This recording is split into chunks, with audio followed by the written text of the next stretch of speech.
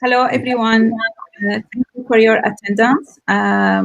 It's my pleasure to introduce Mr. Muhammad Osman Elwad to talk about blockchain innovation for telecom transformation.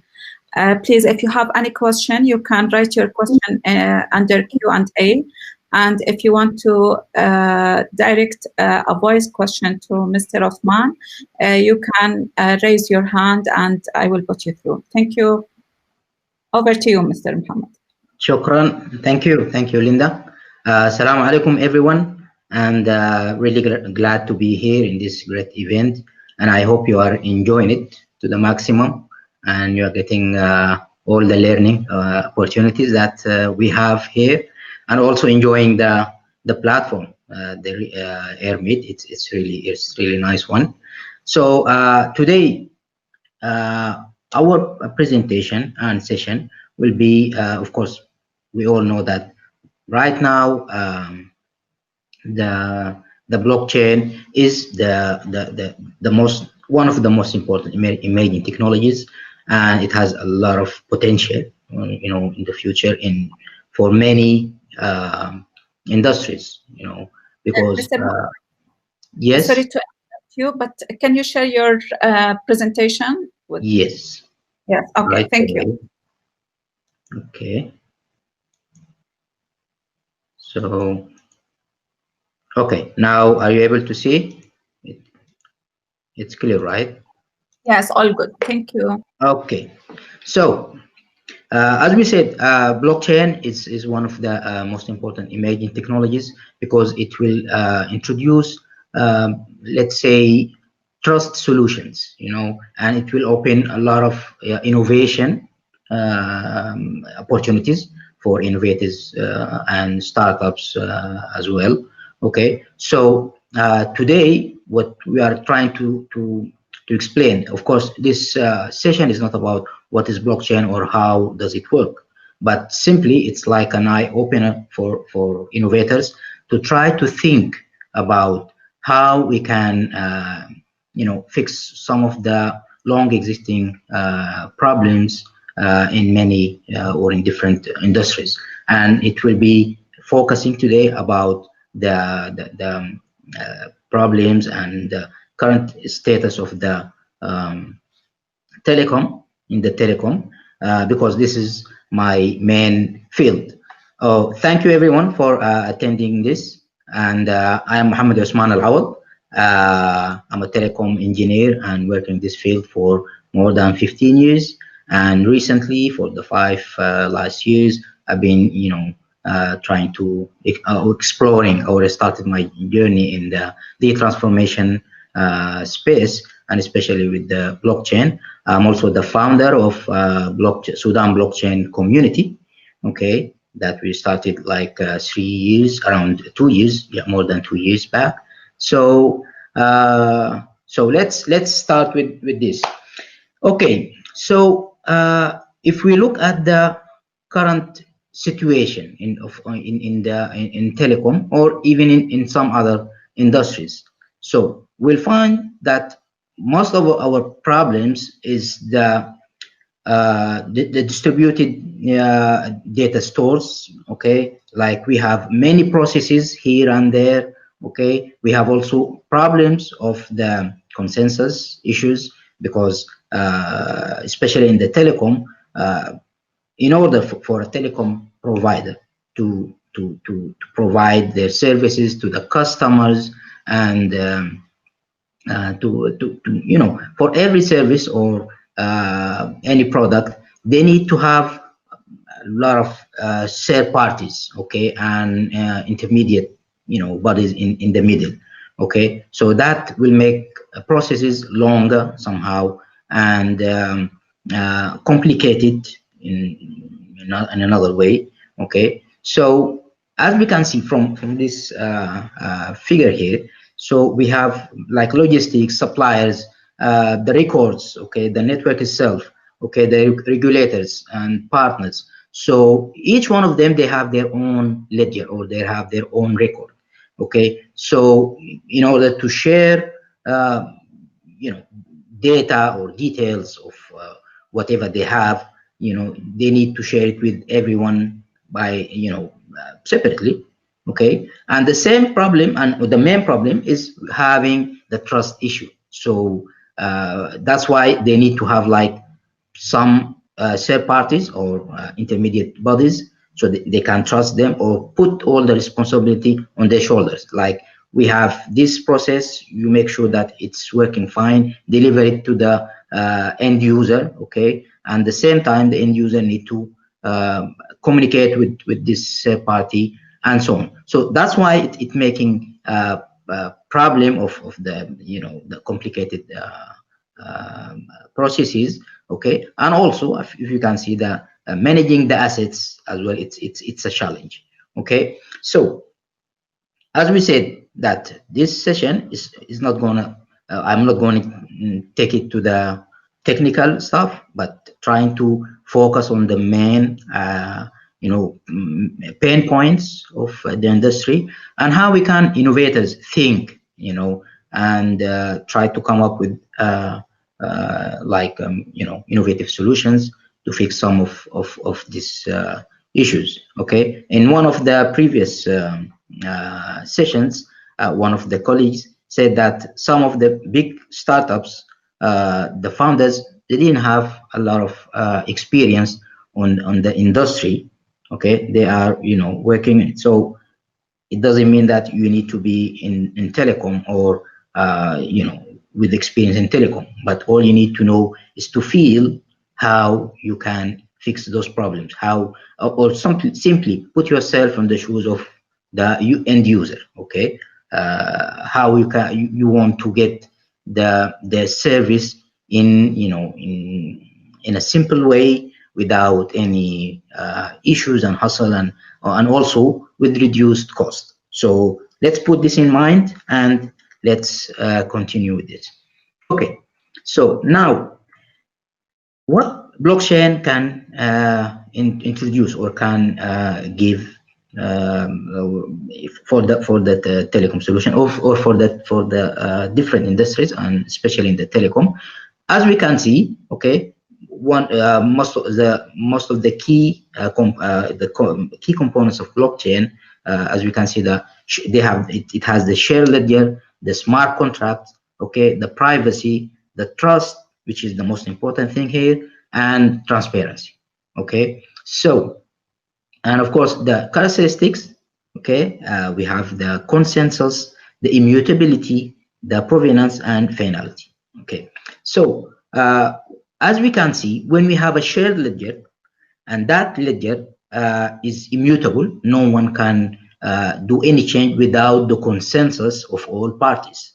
Okay, that's one. Okay, at the same time, how it can introduce trust, because simply as a provenance, we know all the transaction, where they came from, okay, and where they goes, and also we have this history, okay, of all the transactions. So no one can hide anything, and everything is clear, everything is transparent. Okay, and as we said, as long that we have the consensus, and also the power of smart contracts, because a smart contract, simply all you need to do is put your rules there. Okay, and whoever is gonna consume that service, or use one of these services, they need to give their consensus, of course, that I agree with these rules. So the moment any of the terms get done or something, so you will get whatever you have to get. So if you have to get a service, of course you need to pay for it. Okay, so the smart contract of course will take care of all this, take the charge and give you the service immediately. Okay, so as we can see here, so the difference between the two figures, we have kind of complicated, okay, network of processes and so on.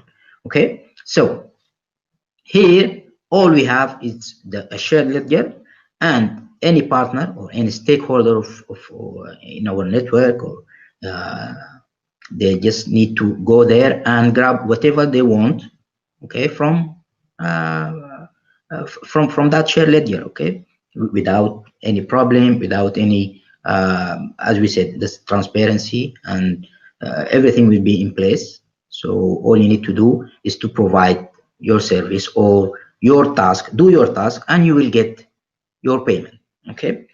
So if we look at the main benefits, so and the use cases, and we can see here we have distributed management, of course, distributed network management, because in telecom we have a lot of networks, distributed network here and there. So with blockchain we'll have more control on that, more management tools and so on.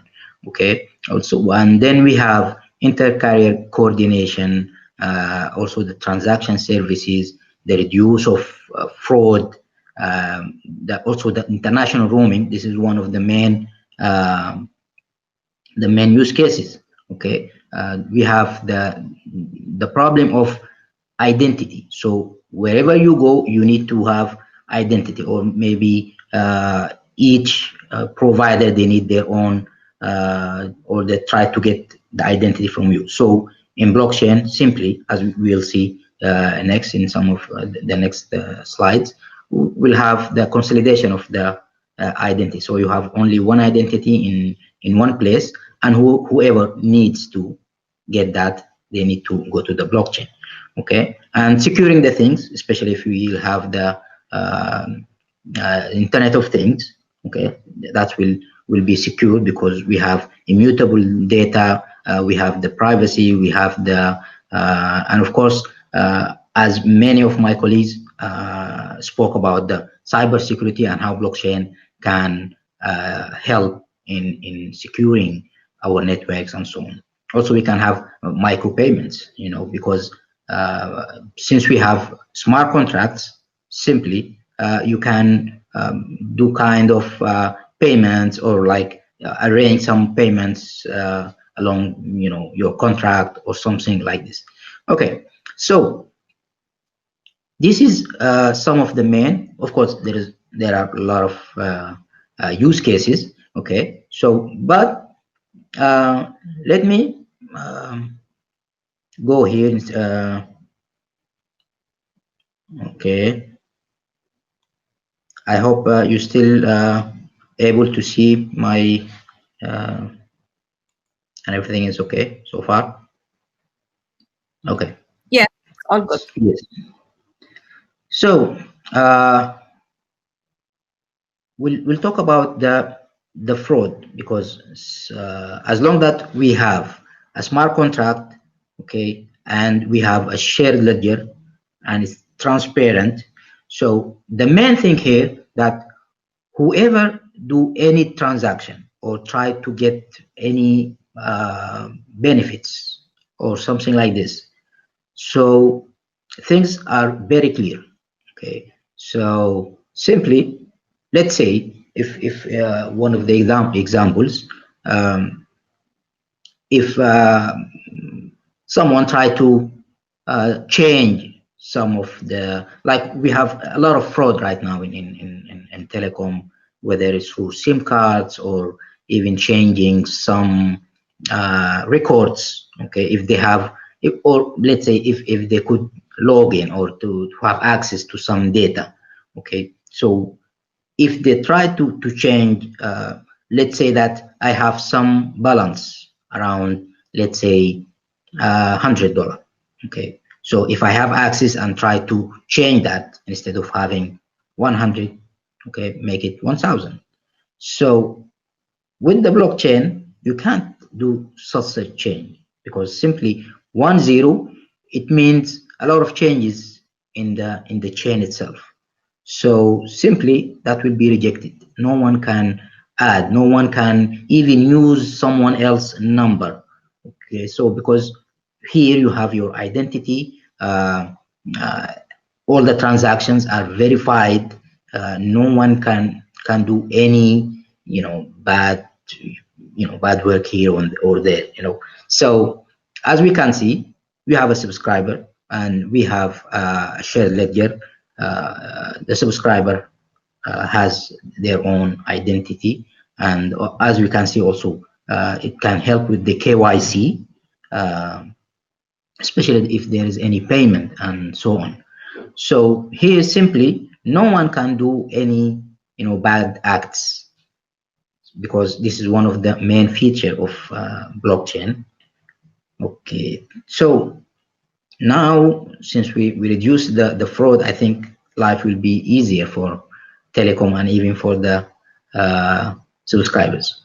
Okay, the next one, let me explain a little bit about roaming. So in the roaming, we always need a third party. So if you have a SIM card in your home network and you're traveling somewhere else, so you need to use the same SIM card to make calls or to receive calls.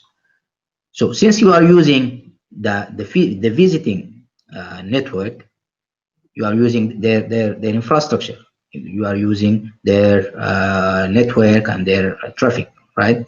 So in this case, the visiting network or operator, they need to have some, they need to charge you.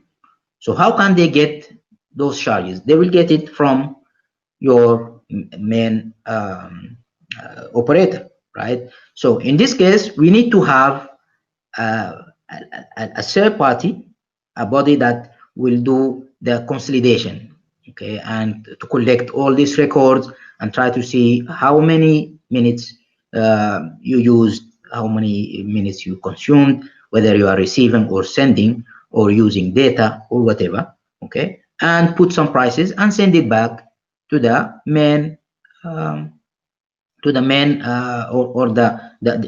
operator, okay, your home operator. Then the home operator will do some calculation, what we call it in the billing, okay, and they will put those charges on your bill, or even if it's prepaid, it will be almost in real time. So if we have blockchain simply, and sometimes the charges are very high, okay, so in blockchain simply, all I need to do is to put my tariff plans or my offers on the blockchain on a smart contract, and the subscriber, wherever they go, they just need to go and check if they like this offer, they will get it. And because blockchain can make transaction easy and secure, so simply they can give you the offer and get the money depending on your usage. And of course, a smart contract can take care of this. Okay, so in this case, I don't have to get bills from someone else or from a third party. So simply, I will be dealing directly with the subscriber, as long that there is an agreement between my home network and other network and so on. So it will make life easy, for people who use their SIM cards outside their network. Okay, so right now we'll go to the, just a minute. Okay.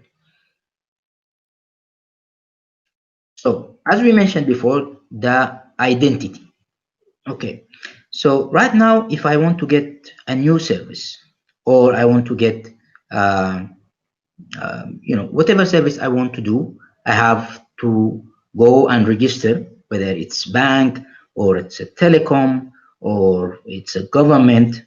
So each one of these entities, they have their own identity, okay, or they have like one like having a file containing my details. But is that bank or whatever that body is using this identity all the time? Do I know how they're gonna consume it, or how they're gonna deal with it? Is it just for registration, or maybe they will keep it there and use it for something else? I don't know. Okay, unless, of course, there is a lot of rules right now trying to manage this thing. Okay, so in the blockchain, all I need to have is one identity. It will be secured, okay, and encrypted somehow, and simply I have the control over this identity, because whoever needs like kind of verification, or they want me to present any kind of ID for a service or another, it's not open for consumption. Yes, I'll have the control of it, and whoever needs it, they need to ask, and I give my consent, like, okay, you can use it. So simply, maybe that bank or that even if it's a retailer, they don't need to know the details as long as it is encrypted. But in the network, it will give them that, okay, this person, it's the same person that asking for this service or so on. So I think that digital identity is one of the most important use cases, not just in telecom, in many industries, but of course in telecom, they can utilize the network, they can make from, so make a use case that through your mobile, through your app, simply I have my identity and give it to whomever that I want to give it to them. Okay, so this is in general. So what I'm trying to deliver here is to as I said, for innovators, for startups, to try to fix some of these problems, the trust problems, they need to think in that way. So whether it's in identity field, whether it's in the roaming side. Okay, if we go back here in the roaming side, so we can also, one of the use cases, sorry, I have to go back a little bit here. So we have the inter-carrier coordination. This is not similar to roaming, but let's say that even in one country, if there is more than one operator, okay, so as long that I'm calling someone else from another network, let's say that I have a number or SIM card from operator A, and I want to call my friend or someone else in operator B. Since I'm going to use, because this call will go through other network or other operator network or infrastructure.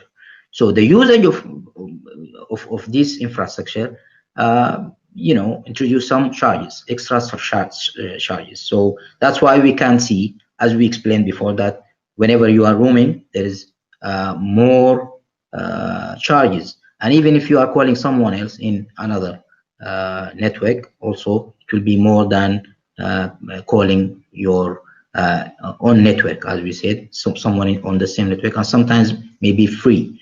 So also to do this kind of settlement, those operators, they need to get records, like how long they have their call, and or maybe using some internet or whatever service you have. Okay, so that's why also they need to have like a third party that they can trust it. But with blockchain, all they need to do, and of course in the settlement, if there is, let's say, an amount of 95, it's for this call, or between two operators, we have a total amount of usage around 95 units, whatever this unit is, if currency or whatever. And we have 100 here, so there is a difference of 5 units. So this 5 units need to go from one operator to another. With the blockchain, it will be very easy, okay, and to do things in a real time, so we don't have to wait for longer processes to get the charges of using the other operator infrastructure and so on. So this is maybe similar to roaming, but roaming it's going outside, interconnection maybe inside or even in another country, but using infrastructure mainly. Okay. So as we said, I'll try to make this. I tried my best to make it very simple, just to give an idea of how the blockchain can work in the telecom sector, how it can fix some of the main problems that we are facing. Okay, and especially for innovators, I said, for startups, so they can start thinking in a different way. And I think I'll try to also keep some time for the next session. So thank you so much. Please, let's stay in touch. You can just scan my QR code for LinkedIn. This is some of the bodies that I'm working with, like Sudan Innovation Entrepreneurship Network that we started this year. Also with collaboration with I4Policy, which is innovation for policy to make some policies for startups.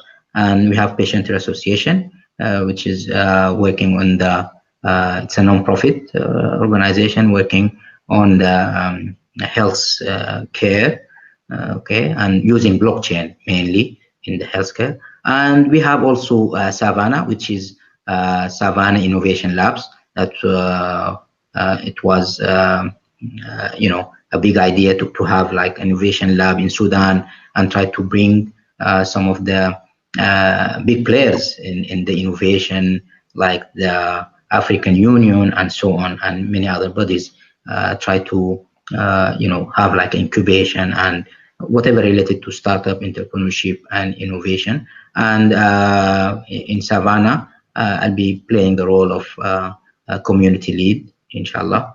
And it's going fine. And thank you for everything. And let's keep in touch.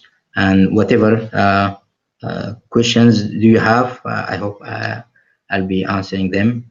And yes. So the mic is yours, Linda. Thank you very much, Mr. Muhammad, for your great presentation. We have two questions, actually. One question from Hatem. He said, are you using a public or private blockchain? And which one is if private? Okay, so this is one of the things. Okay, thanks for the questions. For the telecom, it depends on the use case. So you can use public or private or even consortium or kind of hybrid. So it really depends on, there is no right or wrong in blockchain or even in digital transformation in general. There's no right or wrong. So it depends on what are your requirements. What do you need to, or what do you want to deliver? Okay, so is it something inside the organization? So make it private. So you want to make it public? Okay, you can have it hybrid, or you can have it like open close or private open, and you know. So there is many ways to implement, but it all depends on how you want to do the thing or how you want to fix your problem. Okay, and so that's why in the solution consulting or solution architecting that we are doing, always we try to identify the problem, identify the end user case, how they're gonna use it, so then we can decide. And it can be as I said, there's no one answer for or it doesn't fit for all. So maybe in one use cases you need to use private or public or both together. So it really depends. And you know, we always try to help people to identify how they can implement. So as I said, just keep in touch. Whoever has a question or they have an idea, also they can share it, and inshallah we can be in help. And I hope that I answered your question. I think Hatem. Yes, thank you very much. There is a question by Iman, but because we are really running out of time, I kindly ask Iman to maybe direct her question direct to you or send it by the feedback form. No problem. Thank you very much, Mr. Muhammad, and we hope to see you again in the next Thank you very much, and really a great event, and I hope we'll be always with you. Thank you, everyone. Assalamu alaikum. Bye.